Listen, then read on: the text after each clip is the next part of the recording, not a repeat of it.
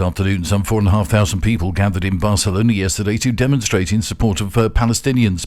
The large turnout underscores the ongoing tensions and diverse perspectives surrounding the Middle East conflict.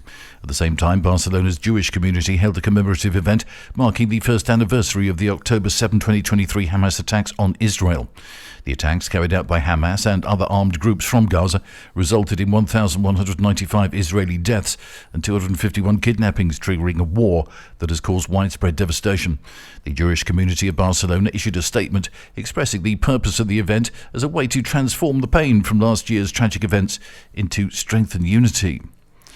UK Prime Minister Keir Starmer's visit to Brussels last week was billed as a key step in his drive to reset relations with the EU and achieve a softer Brexit. However, one critical issue was not mentioned, that is finding a solution to the Gibraltar situation.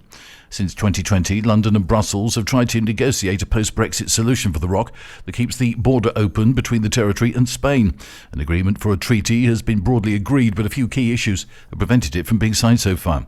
Officials in Gibraltar are worried that these issues won't be resolved before November the 10th, the day a new EU initiative kicks in that puts new controls on who crosses into the EU's border-free Schengen area. The entry-exit system will require that citizens travelling into Schengen register their biometric details, fingerprints or a photograph.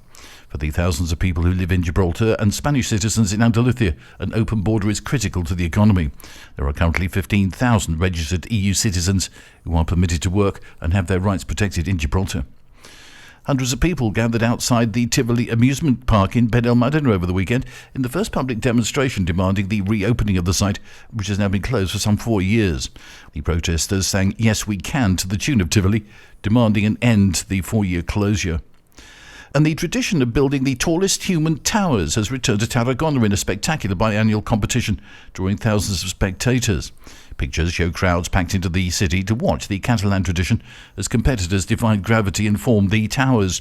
The castells are human towers formed by competitors standing on the shoulders of one another.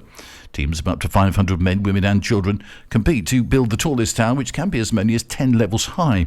The highest and most complicated tower is dubbed the winner, with some reaching over 40 feet in recent years.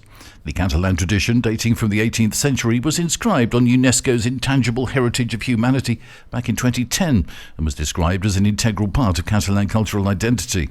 Competitors from Vilafranca were crowned the winners after constructing 2 10-tier towers. The tradition of building the human towers is believed to have originated from performances by an 18th century dance group in the area. That's the latest from TRE. I'm Bob James.